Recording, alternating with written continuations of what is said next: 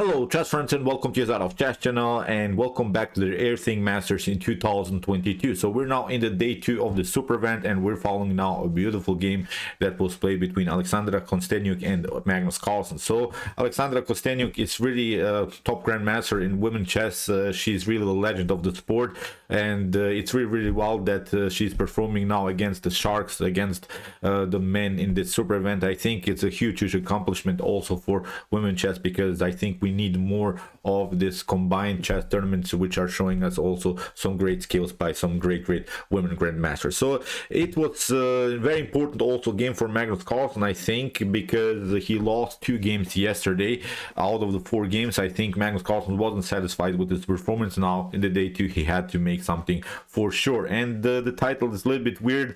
You know, when Magnus Carlsen was asked about women, well, how they think about him, Magnus Carlsen in one of his interviews mentioned that when women hate him, he was of course a little bit kidding, but when it comes to chess, I think everyone hates a little bit Magnus Carlsen. Even the men are of course hating Magnus Carlsen because sometimes Magnus is simply too strong. But okay, we'll leave that to another time, as we're following now this beautiful game. I think it shows also a very important element of psychology in chess. I'll explain you what I mean about that in the continuation of the game, because I think the huge rating gap that happened here. Alexandra Kosteniuk is around 2500 rated and Magnus Carlsen is around 2800 rating. You get sometimes these drawish positions and you don't want to play a draw, of course, when you're much higher rated. That's why Magnus Carlsen pushed here really a drawish position to its edge, and that's why I really love the game, and that's why of course I wanted to show you what happened. So here Alexandra Kosteniuk opened with the move e4. Magnus' response was c5, knight to f3, e6, and after c3 we have the delayed element variation preparing now the d4 move. So we have now d5 immediately. You have to break in the center, you have to counterplay. If you don't do that, if you allow here white too many spaces in the center, you get destroyed. So that's why the preparation of white is of course d4, and then if that happens, white could have really dominant center position. So that's why d5, one of the best ways to proceed against the delayed element variation. So we have e takes d5, we have e takes d5, d4, and now there is a positional threat that can happen. Of course, after d takes c5, black could be left with an isolated pawn, but sometimes in chess the isolated pawn doesn't have to be necessary weakness. I've talked about this isolated pawn in one of my basics in chess series videos, so if you want to watch that, you can really see the strength and also the weakness of the isolated pawn. So sometimes it's not an isolated pawn if black, for instance, in this position gets a huge piece activity, and that's exactly what will happen. I think Magnus Carlsen will get an isolated pawn, but with a great piece activity compensation, sort of. So here knight to c6, Magnus continues the pressure around the square d4. We have a bishop to b5, so you see the whole game is simply centered around one particular square, around the square d4, which is actually how you should play openings. So when you're playing chess openings, sometimes you have to stuck in battle for one particular square, so that's why bishop to b5 perfectly fine. We have bishop to d6, we have castling, knight to f6 for normal development, and now we have this idea by Alexandra Kosteniuk, d takes c5. After bishop to c5, we can notice now, okay, here after knight to d4, Magnus simply castled. We can agree. Alexandra Kosteniuk played here a beautiful idea. She's playing now the most important idea, how to play against an isolated pawn. She's playing now the blockade idea. Every piece can be now used in order to block out the potential progress of d4.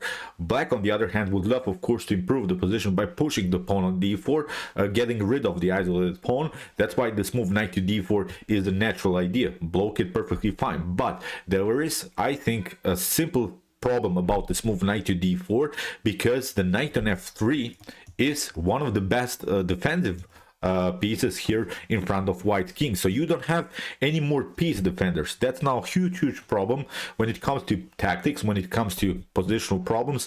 I think having not having here any pieces in front of the king could be really dangerous. So for instance, Magnus is showing now the potential possibilities of blacks here after move bishop to e3, queen to d6, and here h3. Magnus is announcing already that he's trying now bishop to c7, and delivering checkmate. So that's why you see this blockade idea is not working immediately. For instance, if you take knight takes c6, b takes c6 comes with the tempo, okay, you could maybe try to take bishop to b6, a takes b6, and suddenly black has improved the position. Black doesn't have any more isolated pawns. Black is storming now with this central pawn. So as I said, already with the move bishop to b6, bishop to c7, Magnus is saying, I'm going to destroy you because you have left the defense of the square h2. So here Alexandra Kosteniuk notices the problem is trying to play knight to f3. We have now knight takes d4. After c takes d4, we can notice now, okay, now the tension is a little bit off the board, but there is now a huge positional problem, which is now this isolated weak pawn on d4, because you see the bishop is only used in order to defend the pawn on d4. That's not how you want to have, of course, your bishop, and here it becomes the actual problem here in white's position. So as I said, Magnus played here really an equalish game in an early stage of the opening, but with a slightly advantage. I think he knows what he's doing here, because he reached, I think, many times a similar position. So here in the continuation, we have now bishop to f5. Knight to f3 is announcing already that Alexandra Kosteniuk is also trying an outpost.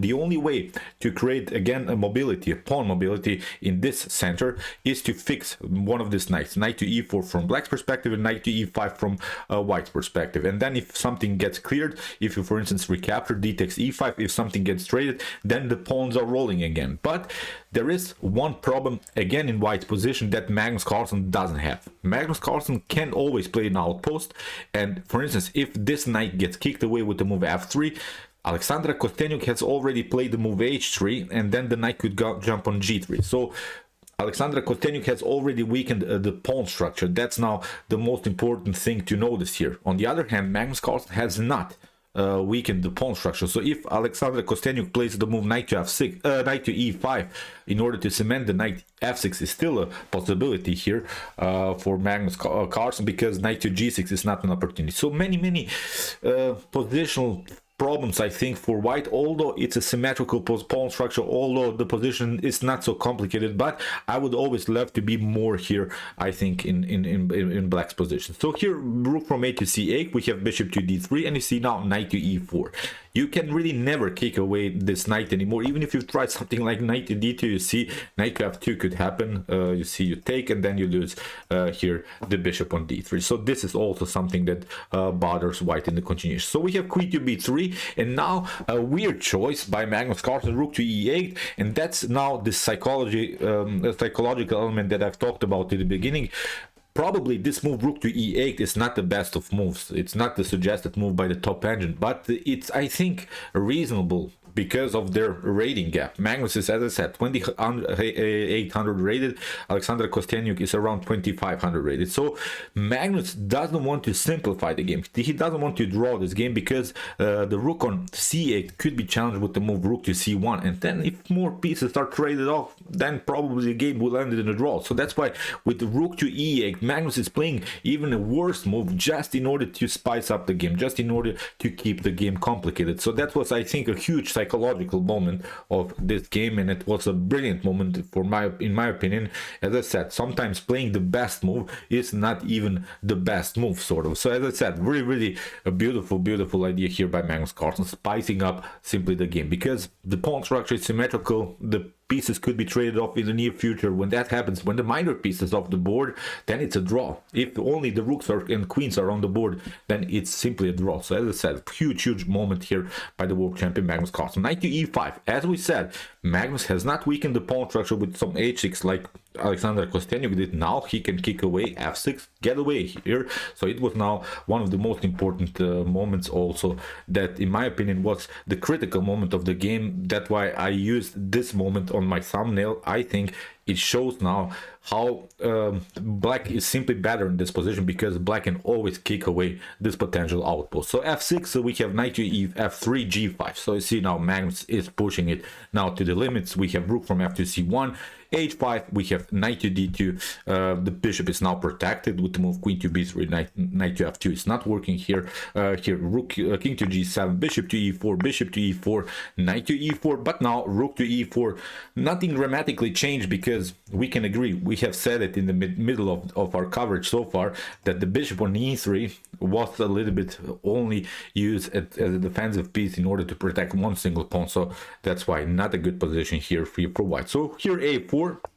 We have rook to f7. Magnus didn't want to even take it out. He's trying first to get his b7 protected. For instance, if you take bishop to d4, bishop to d4, rook to d4, then queen to b7. So Magnus is first protecting his b7 pawn. So here, after move rook to f7, we have rook to c8, and this was now the crucial moment of the game, because here Magnus Carlsen basically is trapping the rook and also is threatening this very, very important check here on h2. So from this point on, the game is basically over for Alexandra Kosteniuk. So rook to c1, we have queen to h2, king to f1, now bishop to f4, queen to d5, but now Magnus delivers a check. We have king to e2, and now a simple new check in this position. Alexandra Kosteniuk resigned, because there is always even this threat to play rook to e3, discovered check, and also taking out the queen. This is simply too much to handle here for white. Even bishop to e3 is happening. You cannot take with the pawn.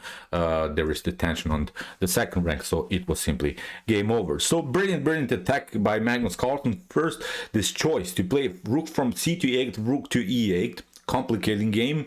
Very huge idea, I think, by the world champion Magnus Carlsen. So as I said, this was one of the most important psychological moments of the game. And then this move f6 is, of course, simply kicking away this knight from the center of the board, and then Magnus started the storm, and you see afterwards the position for Alexander fall apart. So okay, brilliant game. I really enjoyed the game. If you want to see more games that we have covered so far, check out my coverage.